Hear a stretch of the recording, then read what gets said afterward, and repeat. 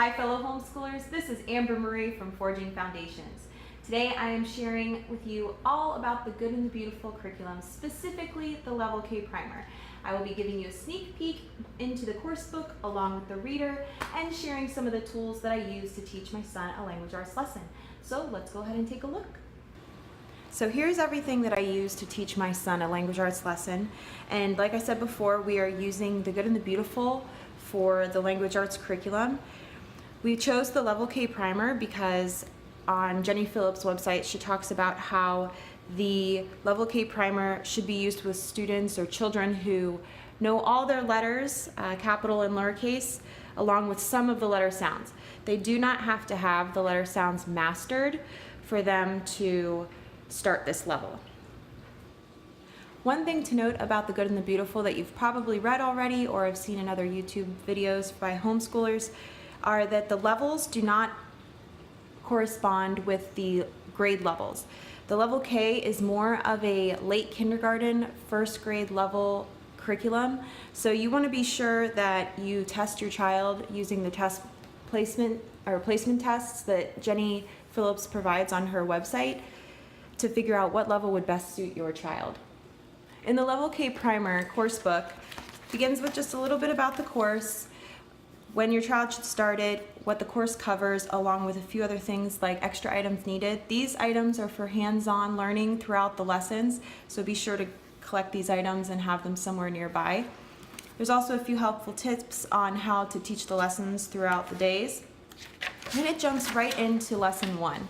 Now each lesson is about 2 to 3 pages long, and each lesson also gives directions for the parents on what to say and what to do for each part of the lesson. There's different little activities along with reading practice for letter sounds and letter names. This is an example of one of the hands-on activities where you use the dried beans to identify the different letters on this page. Each lesson also includes handwriting practice, which is very important to me because I am using the Handwriting Without Tears curriculum for my son. However, extra practice with handwriting is always welcome.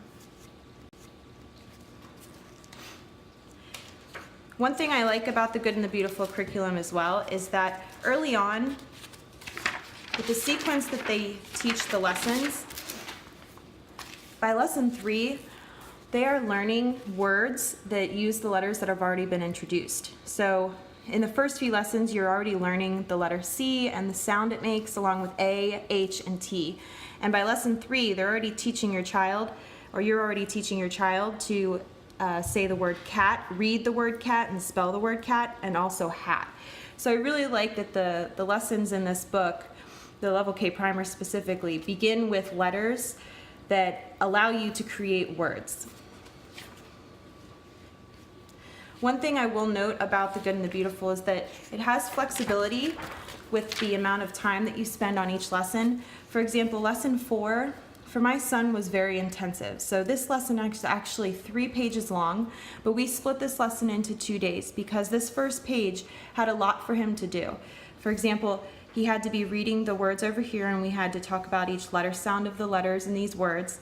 And then he had to go into the clouds down here, and there's, if you can see, there's 6 clouds, and each cloud has 4 letters, 4 to 5 letters. And each of these letters, he had to say the name of the letter, whether it was capital or lowercase, and the sound that it makes. By the time we got through all of the clouds, it had probably taken about 5 to 7 minutes, and normally I only spend about 8 to 10 minutes on a lesson. So after going through all the clouds, he then had to go back and circle all the vowels. So this one page of lesson 4 we did in just 1 day. Then we moved on the next day to the remaining lesson pages, which included a handwriting worksheet along with some extra activities like a clothespin game and a hot balloon game. And this actually reviewed shapes, colors, and money in this one. So I really like that it integrates colors and money and different math skills along with it in this curriculum, even though it is a focused language arts curriculum. As I mentioned before, the reader isn't used until lesson 21, so you have 20 lessons in the Level K Primer course book. to get your child ready to start reading through this book. And all the stories that you need are included in this reader. It starts off very simple with just 2 stories with 2 words per page, 2 to 3 words per page, and very simple sentences. The first 20 lessons in the course book will also introduce sight words like I and it and had and a. And as you can see, we go through and is. And once you start getting further and further along in the course book, there are 34 lessons in the course book. So as you get closer to lesson 34, you're going to get into stories that are a little more difficult to read for your child, but still simple enough that they can sound out the words. In addition to the Good and the Beautiful curriculum, I also purchased a magnet board with letters. The one I purchased was the ABC Magnets Mega Bundle by Pixel Premium, and I did a lot of research online before purchasing this, but I really, really like this one. And the reason I do is because it has different colored letters, and as you'll see, it has 2 sets of capital letters and 3 sets of lowercase letters. And the reason this is so important to me is because as we get further along in the curriculum and he starts spelling larger words and starting to do simple sentences, I can use the letters to have him practice manipulating those words and sentences without fear of running out. So all the words that are on this board right now, or all the letters on this board right now, are letters that we have learned the letter sounds for. And I included both the capital and lowercase letters on this board, but I'll show you more about this when I do a little walkthrough through the lesson. The last thing I added to the curriculum were phonics cards.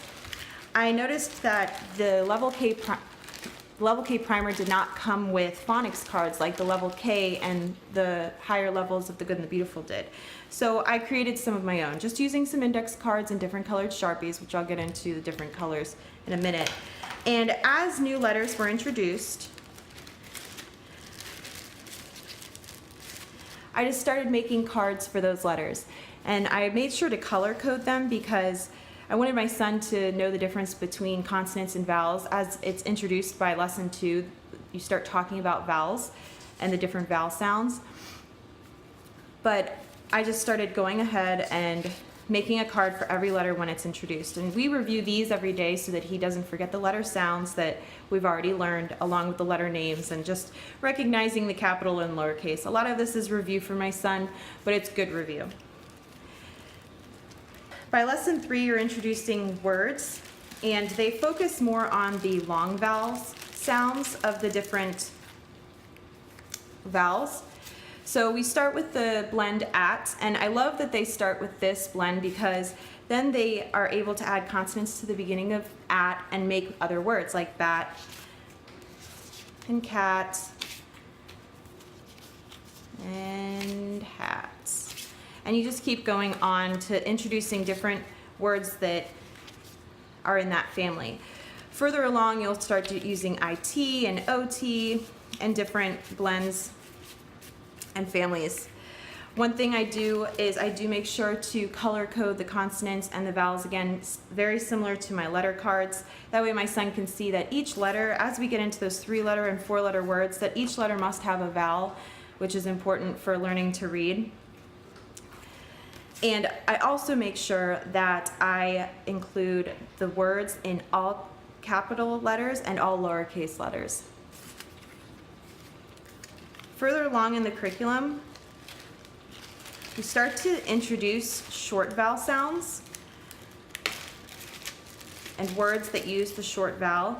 And I will say that the Good and the Beautiful is very good about mentioning that you do not have to master, or your child does not have to master the short vowel sounds by the end of this curriculum. That is more of a focus in the Level K Good and the Beautiful Language Arts curriculum. So it's an introduction, but again, it does not need to be mastered. So I normally only review these when they come up in a lesson. And as you can see, it starts with a silent E, which was an interesting concept to teach my son, but we're working through it. And one thing to note is that there's not many that we've learned so far. So as these are introduced, I use these cards or I review these cards, but again, I'm not reviewing these every day like I am with the other letter sounds and the other words. Now, when I first started, I didn't have a bag for both short vowel and long vowel words. I just had a bag for words and a bag for letters. So feel free to just keep them all the same in the same bag. Now I'm gonna go ahead and take you through a typical lesson with my son. So I'll actually show you today's lesson, which was lesson 8. And we actually introduced some new letters in this lesson. And it's nice because it tells you exactly what to do. The instructions are right in here. You don't need another teacher manual to go back and forth between the course book and the teacher manual. This is one of the things I really like. Along with the directions, they have the items needed for this lesson. So we needed a spoon, a glue stick, and some scissors. The spoon's for the activity down here, which I'll get to in a minute. And the lesson started with reviewing words that he had already learned with letter sounds that he's already learned. And I normally either do this with the magnet board. If there's a lot of words here, I'll just do it with the flashcards or the phonics cards that we use or that I've already made. But he really likes to manipulate the magnets, so I normally try to include that as often as I can. Then it goes on to talk about introducing the letters down here. So we learned the letter P today and the letter G today. Again, my son already knew the letter names. The letter sounds were kind of iffy for him, so I like that they introduced these early so we could practice. And what I normally do is I'll just have my board clear, and I'll go ahead and I'll grab the letters that we're working with that day and put them on the board ahead of time. And we'll just practice saying the letter name and the letter sound, along with whether it's capital or lowercase. And we'll just go back and forth, kind of just playing a game out of it. I'll ask him which one's the letter P, and he'll point to it, which one's the lowercase letter P, which one makes the G sound, and we just kind of do that. Moving on to the lesson, we then got to the part where we got to use the spoon with these mugs of hot cocoa. And it was kind of a game where you go through and have them find the same things, find the letter's name or the letter sound, or whether it's capital or lowercase. So similar to the magnet board, but they actually had something that they were using in the curriculum. So we did a game again where I would ask him to find the letter G or the capital letter G or lowercase g or the P sound. So this was the first page of the lesson, and with this lesson, it wasn't too intensive for my son, so we did go ahead and do the whole lesson in one day. As you can see, we had to review some of those long and short vowel words that we've learned, so I used the cards to do that. And then there was some tracing practice, tracing and handwriting. As you can see, my son still needs some work. And finally, there was a cut and paste page. Now, I did keep this in the workbook, but you do not have to because it does have a blank back, so you can pull this out. There are some sheets in the course book that say that you can pull them out, so feel free to pull this out. I just wanted to keep it all in one place because I have a tendency of losing papers whenever I pull them out of course books. So he just used, I cut out the strip of the letters for him, and then he used the scissors to cut and glue. And this was more of an independent activity while I was getting his math lesson ready, so it was really nice for him to do that. Most of the lessons either include some sort of hands-on activity or cut and paste, cut and sort type of activity. Like I showed you in one of the earlier lessons, there was a clothespin game with the hands-on learning, so I'm a big advocate for hands-on learning, and I love that the curriculum includes that. You do not need the magnet letters. That was just one of the things I wanted to include when teaching my son to read because he is a very big hands-on learner and he focuses better on learning to read when he gets to manipulate the words and the letters. So that is a typical lesson I do with my son for language arts with the good and the beautiful. I'm really liking the curriculum so far, and I plan on using the level K after we finish the level K primer. I will be doing a school day in the life video coming up next month, so be sure to check that out. It will include all the curriculums I'm using along with how I teach my son. He will be in the video with me kind of walking you through so you can really see what a 5.5-year-old looks like when they're learning. And The Good and the Beautiful will be included in that video, so you'll want to be sure to check that out.